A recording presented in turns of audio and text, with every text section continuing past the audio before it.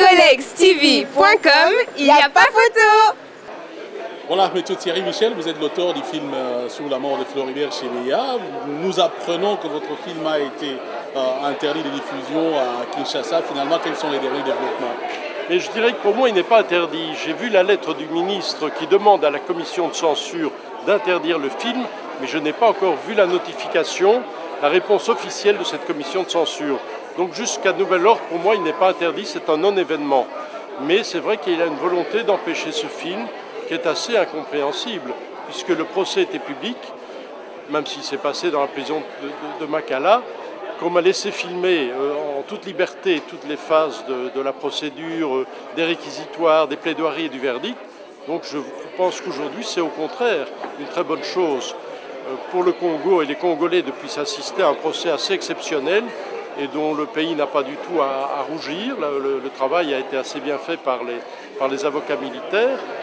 Donc j'espère que cela va se résoudre. En tout cas, moi je confirme bien que je vais en juillet présenter ce film à Kinshasa à la demande du Centre Wallonie-Bruxelles, de l'ambassade de France, du Centre Carter, de nombreuses paroisses, de très nombreuses ONG et d'acteurs culturels.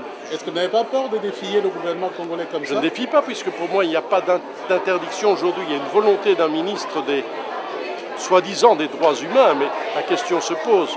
Il y a une volonté d'un professeur de droit d'interdire ce film et d'atteindre à la liberté d'expression. Je pense que la diffusion du film est au contraire un bon baromètre de la santé démocratique du pays. Si le film peut passer, ça prouve que le pays a fait une certaine avancée grâce à ces élections démocratiques dans le respect de la liberté d'expression, dans le respect des droits de l'homme.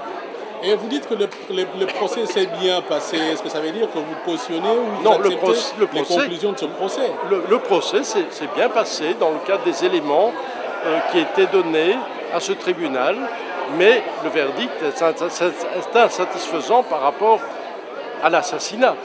Il est clair que l'enquête n'a pas été bien menée, que le tribunal n'a pas eu tous les éléments, que tous les protagonistes n'ont pas pu être présentés devant la cour militaire.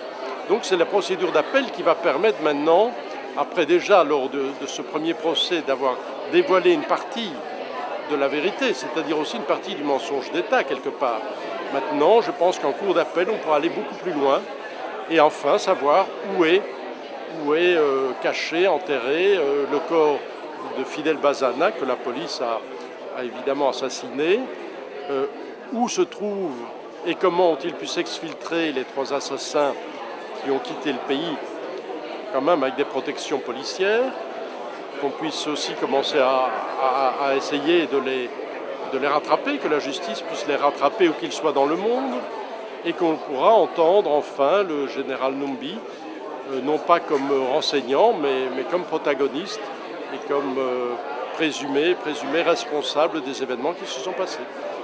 Et vous êtes plaint dans une conférence par rapport au manque de soutien suite à cette interdiction Mais je ne dis pas manque de soutien, j'ai quand même, mais c'est vrai qu'il y était prévu des grandes projections publiques à Kinshasa.